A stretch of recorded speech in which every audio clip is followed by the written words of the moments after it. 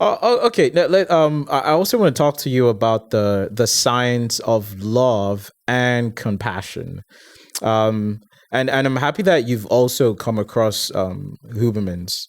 So, is love just butterflies in your belly, or is there science to it? So that's a question where we have to take back to what is science, right? Okay. Science is simply the exploration of the unknown. Like that's how I Mm, see it. It's the exploration of what we don't know, and we try to make it known in a sense that's tangible and testable.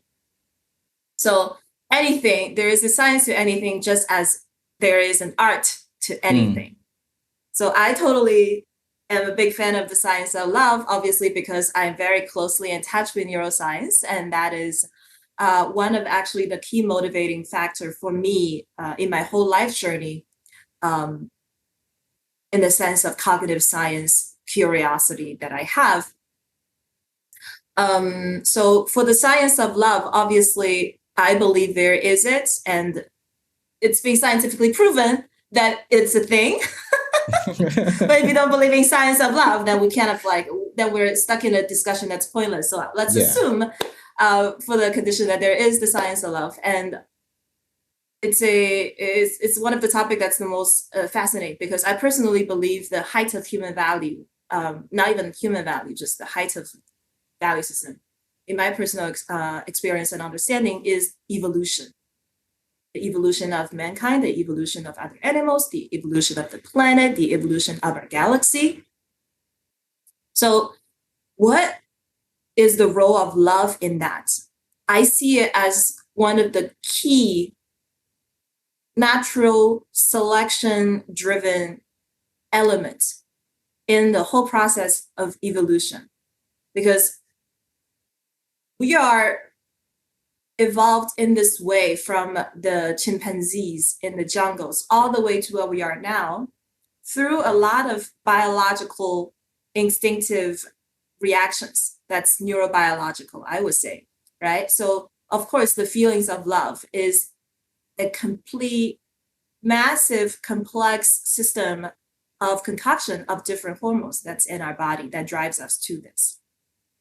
Sounds really dry, really, really boring, but I find that to be actually one of the most romantic thing in the world because if you look at love, it's the feeling that makes two people unite together to create life, to create the baby. And you can't evolve without the creation of the next generation, right? Mm, And the love of a mother to a child is what protects the kid, making sure the kid has the utmost healthy environment to grow up that's beneficial for the evolution, right? And all of the process, like I can go on and on about the role of love in the process of evolution, but I think you get the gist of it. The idea is that it's the thread I see that really connects the species into their own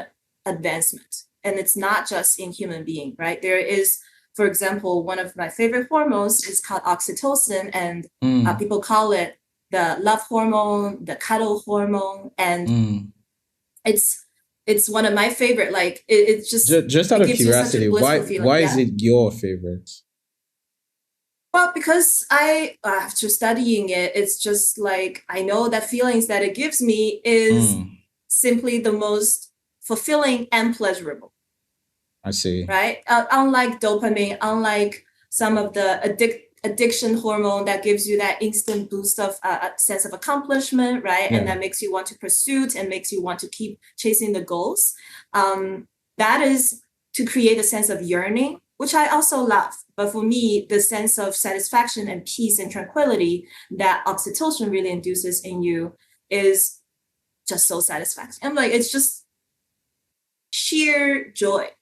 Mm, That's how I see it. It's real bliss, right? And comparing all of the different feelings, for me, that is my favorite experience. favorite. And I Wow. know I would like to think most people also have it as their favorite one, which is why love is such a undying topic in the Same. world. But I also came into touch with a lot of people that are very career driven, in the sense that they're the chasers.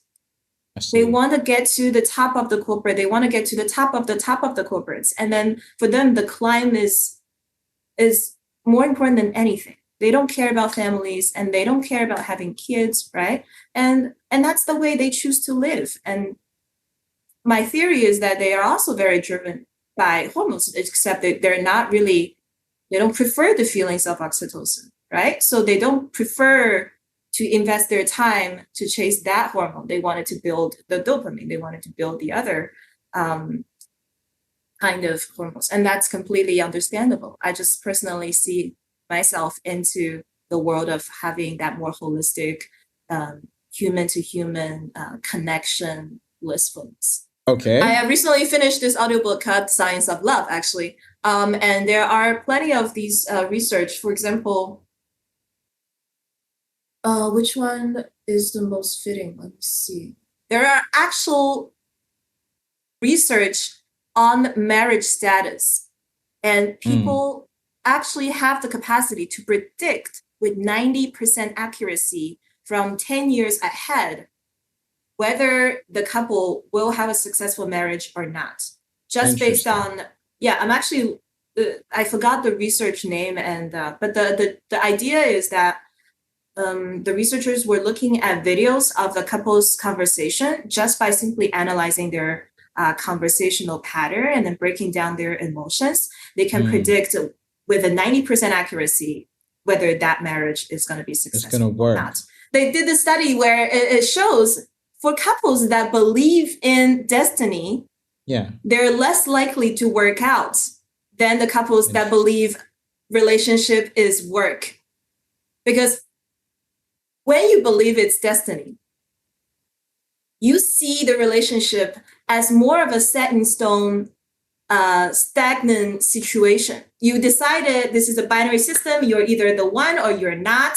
So if I feel like something's not working, then that must mean you're not the one. So getting out of here, right? But in reality, is everybody is in a we're all such fluid being. We're all growing, and we're all shifting and molding ourselves and each other in the different situations, right? Like everybody, at least the ones that grow, will mature into a different person as time goes by. So by default, when you have two human beings going through different journeys, they will have frictions. They will have times where they're more far apart than ever, right? But that doesn't mean they can't end up together. Yeah. Right. So the moment you believe, if we're so far apart, that makes us not destined to be with each other, then you're going to have a really hard time finding someone that will enforce that belief system of yours in the long run.